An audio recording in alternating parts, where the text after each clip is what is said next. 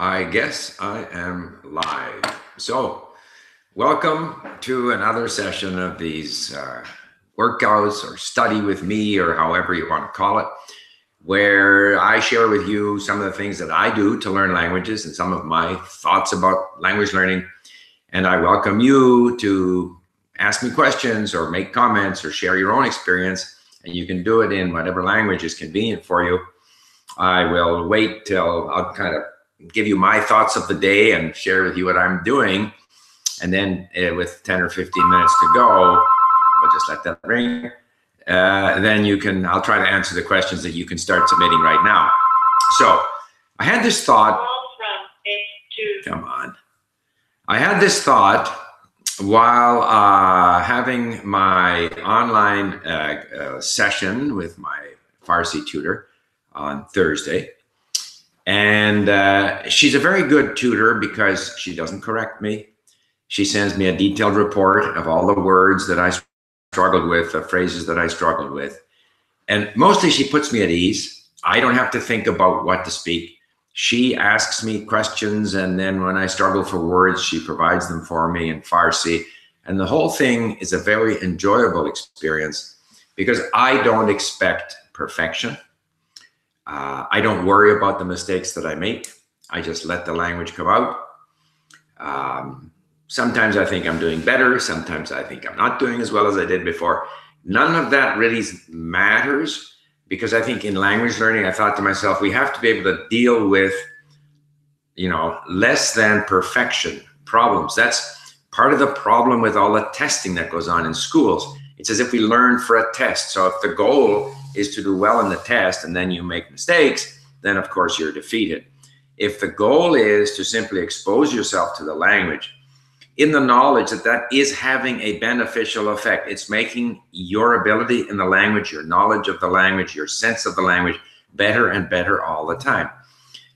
How far you take that is up to you. But this sort of expectation of perfection, that I can't make mistakes, or that the teacher expects me to perform, all of that I find is negative.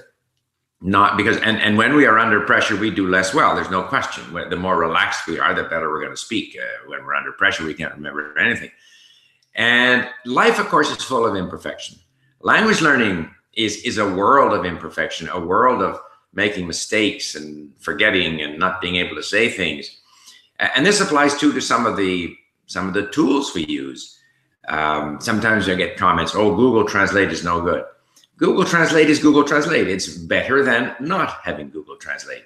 You still have to think on your own. And there are some languages, notably Korean, where Google Translate doesn't do very well. So I didn't find it as helpful. But then none of the dictionaries are helpful in Korean. Even the Korean dictionaries, like Naver, a lot of the time doesn't return a meaning that's relevant to the text that I'm reading. And that's just life. You have to accept it. It's better than having nothing. So similarly now in my Persian, the dictionaries are not very good. Perhaps the best dictionary is Google Translate. And since Google Translate is often not that good, it's a problem. But it's better than having nothing. And with the incomplete dictionaries that we have, I am still proceeding with my Persian. I got comments that the text-to-speech in Arabic is very poor and, you should be careful. It doesn't matter. It's better than nothing. And I have the human voice to listen to. So I think there's so many situations where, our environment for language learning is so much better than it ever was. All of these tools are so much more powerful than anything I had 50 years ago. So it's best not to focus on the shortcomings, but to take advantage of what's there. You still have to think on your own. You still have to evaluate. So, at LingQ, for example, some of the user hints are not correct because for whatever reason, somebody chose a dictionary definition that wasn't correct, and other people came along and automatically selected it. And at LingQ, that pushes, that user hint up to the front. We are trying to eliminate those, but it's in languages where there are a lot of user hints. I find it tremendously useful to see that some, 10, 15, 20 people chose this and it pops up right away and I use it. So I think in life, we have to accept things the way they are and take advantage of them as best we can. And it's whenever people ask perfection or expect for perfection that they run into problems. And before moving on, I'm going to show you how I import content. But when I was thinking about this, we have to accept less than perfection and make do in life. And that reminded me of the 7 habits of highly effective people. And I did a series of videos on this once, but it's worth looking at again and just seeing how much they apply to language learning. So the first habit, that this is Stephen Covey's famous book. He says, I got to share the screen. Hold it. You see, I kind of get caught up in what I'm doing and then I forget. So I'm going to show you these. So here we go. Share the screen. All right. Present to everyone. I guess that should be good. Present to everyone. I guess that's happening. So the 7 habits. This is Stephen Covey. You can Google him. Very famous book. 7 habits of successful people. Now, all of these self-help books, one way or another, repackage essential common sense. So there's nothing, but to the extent that people are able to write these in ways that capture people's imagination, they're able to sell a lot of books. Still, this is I think he makes valid points here. Number 1 habit is habit 1, be proactive. That's so important in life. The only way you're going to succeed is if a lot of opportunities come your way. And the only way opportunities are going to come your way is if you are proactive and go out and do things and make these opportunities come at you. So it's a school of life. Be proactive in your language learning. Be proactive in life. 2, begin with the end in mind. This is one of his habits that I think is not always applicable because we don't often know where we're going to go, but we just have to do something. So even in language learning, yeah, I would like to get better, but, and maybe I can have as a goal that I want to be native speaker like, but you're not likely to achieve that. So I think it's important simply to be motivated to improve. I think that's a good enough goal rather than saying, I must achieve X, Y, Z. Next habit is put first things first. And I take that to mean, prioritize. So, you've got to decide how you're going to spend your time, which is the most valuable way to spend your time. Personally, for example, I don't find it useful to sit in front of a movie that I don't understand. Let's say in Turkish, my wife and I were briefly watching this rather silly Turkish serial on Netflix, but I could spend hours and hours and hours watching a Turkish movie or serial. And I'm not going to pick up, I might pick up one word if I'm really lucky, and I'll probably guess it wrong anyway. So far better to spend time usefully. When I go to learn Turkish, I'm going to do it at LingQ, and I'm going to be able to read whatever I listen to and look up words and do things in a proper way. Think win-win. Of course, this is so important in life. Unless you hold all the cards where you can dictate things to people, you've got to be sort of win-win oriented. And I think in the case of language learning, do things that make you feel good. Do things that don't make you feel as if you lost. So give yourself credit for what you've done. Recognize that you're doing better than you were before. Seek first to understand, of course, then be understood. Of course, I'm a big believer in input. The language has to come from other people. You don't have it within you. And so don't spend so much time trying to talk when you have a very limited vocabulary. Rather, bring the language into you. And, habit number 6, synergize. Of course, this is this whole idea of using so many different tools, listening on your MP3 player, reading, if you're, good enough, watching videos. In other words, talking, writing, do all the different habits. And then, of course, the final habit he had was, and it's here somewhere, renewal and continual improvement. Yeah, so you've got to stay with it. So a brief digression here. But just to say that a lot of these sort of habits that, at least according to Stephen Covey, we need to be successful, they apply to language learning. Not only that, we discover so much. So in my Persian learning here, there's different articles that I've read about Iran, about the language, about the Persian Gulf. I've already forgotten who Amir Kabir was, but I will go back and, he talks about renewing, and I'll go back there and study this again, and then I'll remember Persepolis, Cyrus the Great, celebrations, music, art, prose and poetry. And I'm up to 53. I haven't done this yet, but I have downloaded up to 53 of these articles from this website, and now I will show you how I import. So I go over to Persian Online, and if you're studying Persian, this is a great resource. In every language, again, talking about being proactive, in every language, I have been able to find resources for Czech, for Romanian, for Greek, you name it. And I do it by Googling either in the target language or in English. And so very often people come and say, where can I find resources for XYZ? Well, sometimes they say that without even telling me what language they're looking for.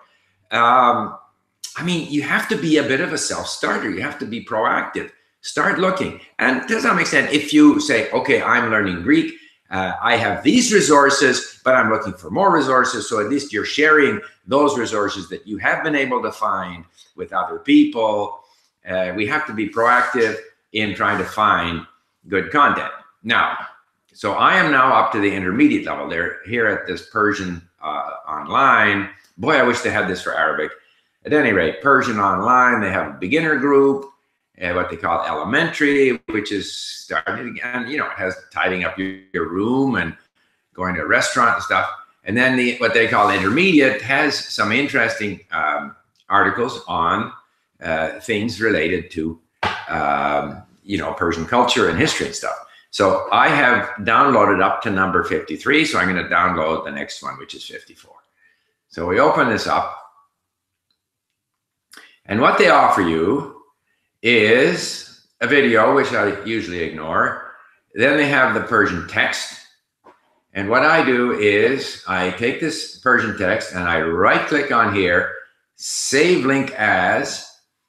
All right. So this saves this audio to my computer. I click save. It's gone to my desktop. Now, I could stream it here, but I simply don't. And then here is the text. All right. Wow, this is a great long one. Whew, my goodness. I don't know what all of this is, but because, I'm going to save it all like this. Okay, so I save it all down to about here. And you have to be a little careful that you don't pick up extraneous stuff that's on the website. So I try to make sure. Sometimes I still get it. Then I right click, copy.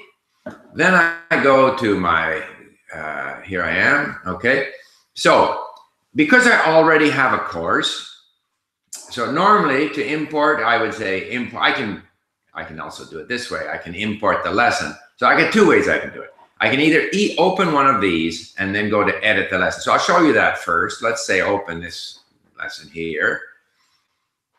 And okay, so the lesson opens up and I can go in here. So I can view the course. I can add it to a playlist, blah, blah, blah. But here I can edit, I can print it, but I can edit it. So when I click on edit,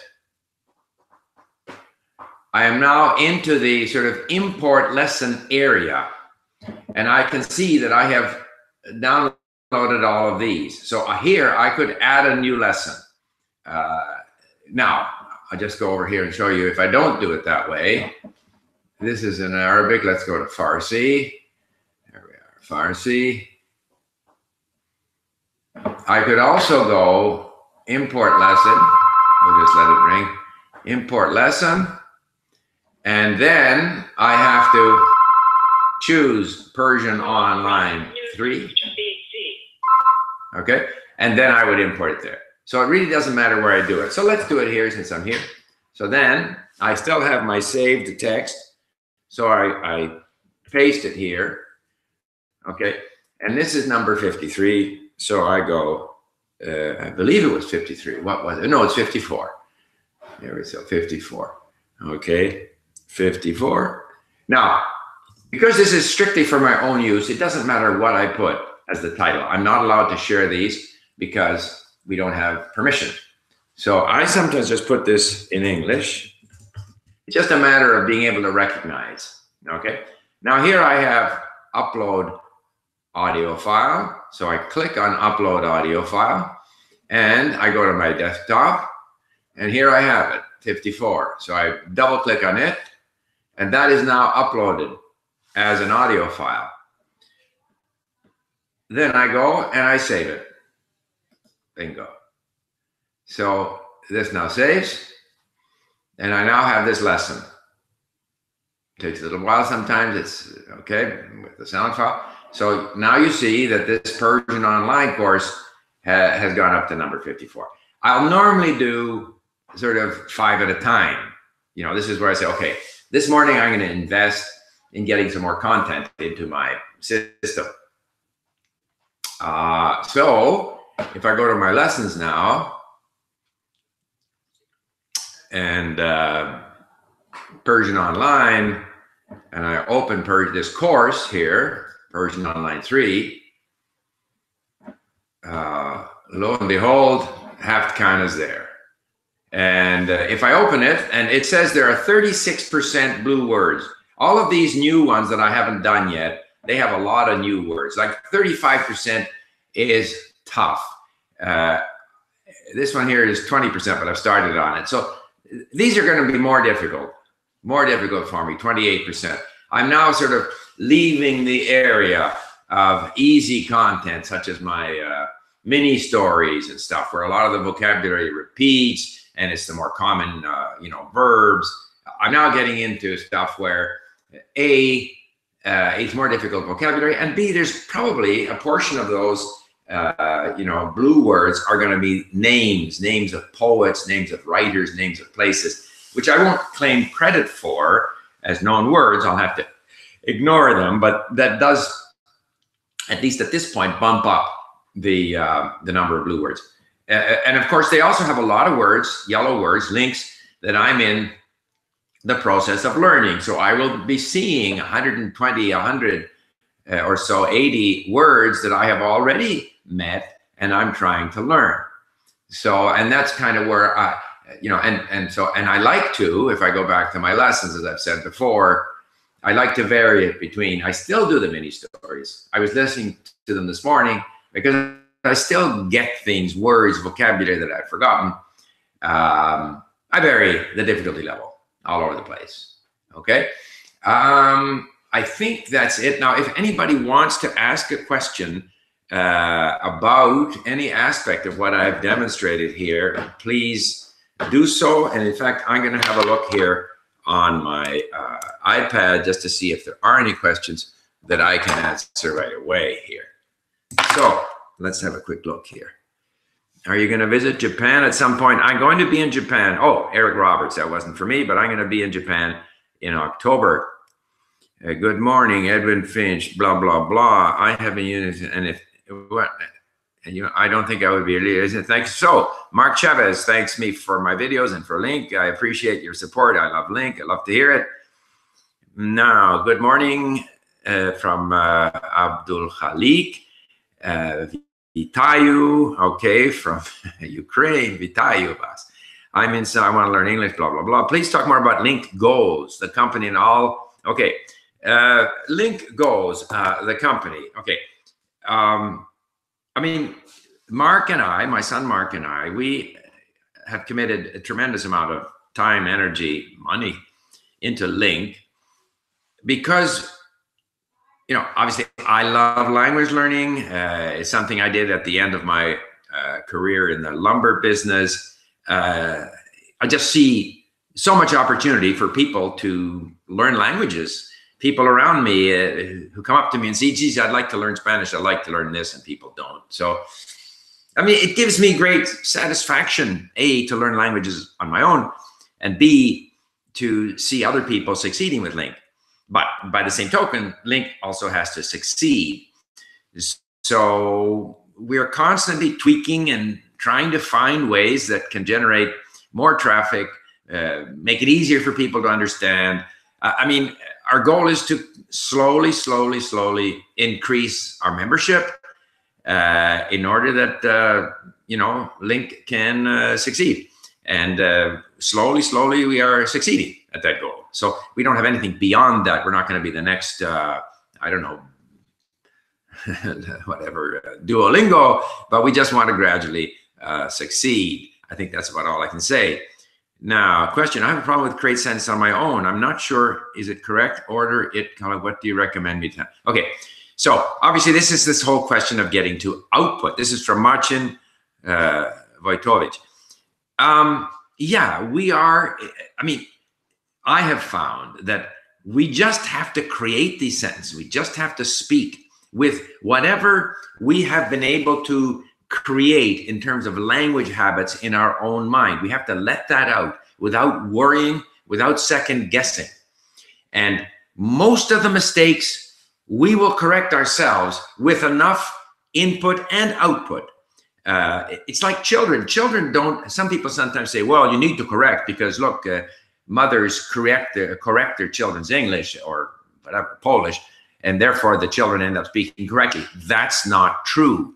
The amount of correcting that the mother or the parents or even the teachers can do is very limited.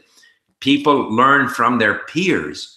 Otherwise, children of immigrants, say in Canada, would never learn to speak English properly. Children of immigrants end up speaking like their friends and like the people they meet in life. They don't end up speaking like their parents. So it's more a process of auto-correction. The more comfortable you become, the more you hear the language, use the language, read the language, gradually the better you become, if you want to improve. Now, some people don't want to improve, but if you are concerned about improving, then you should just put more effort into your activities rather than worrying about the inability you have. I get back to what I was saying earlier about win-win. Give yourself credit for what you're able to do.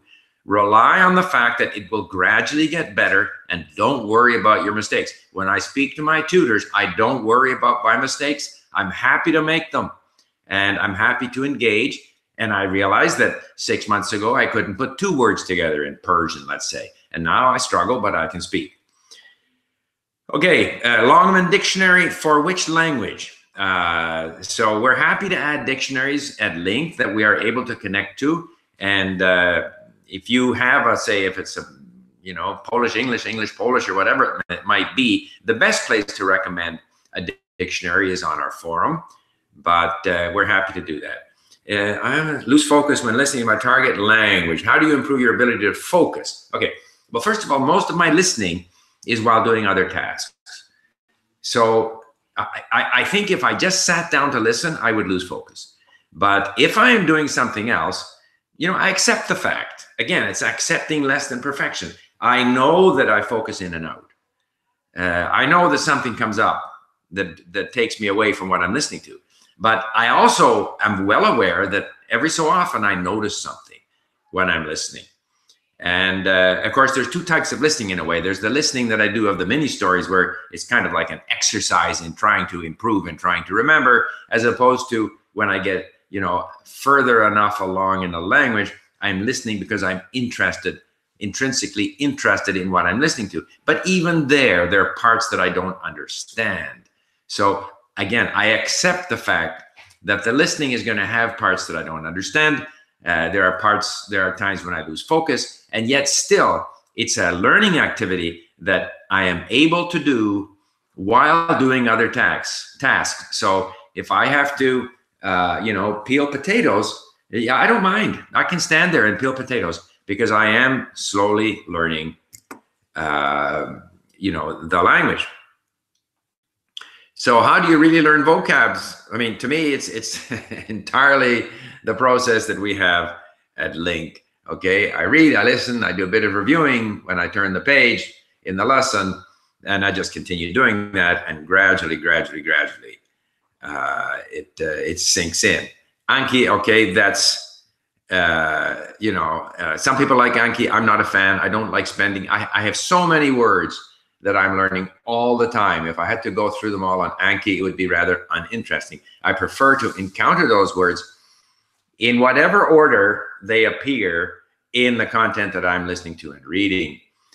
People have asked me before about PewDiePie or something. I have no idea what that is. and I'm so busy with what I'm doing, I'm not about to get involved. Do you guys have any tips for a Japanese learner? Again, Eric might want to comment because he is a Japanese learner. I learned Japanese a long, long time ago. I was in Japan, but again, the method was a lot of listening and reading, obviously long before LingQ, but I listened to content over and over and over again. Did as much reading as I could, but I had a big advantage in that I already knew the Chinese characters. All right. James.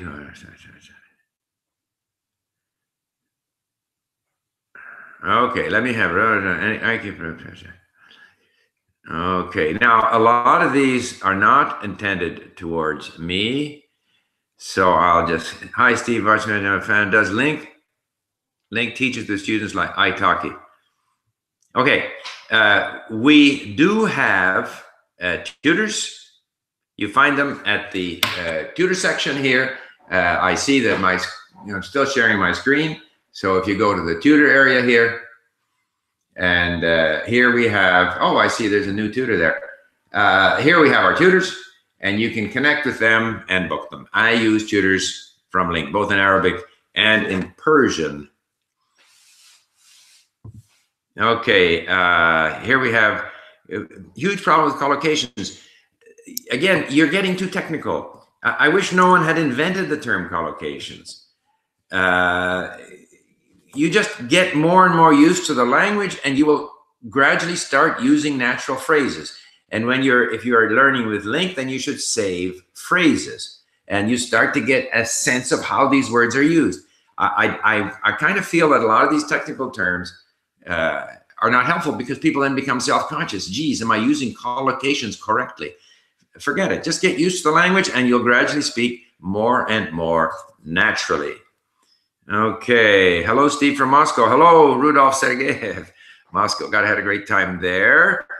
The one problem with learning more and more languages is that you don't have enough time to spend with the languages that you previously were in love with and that are still there waiting to, you're waiting to hook up with them again. I will hook up again with my Russian.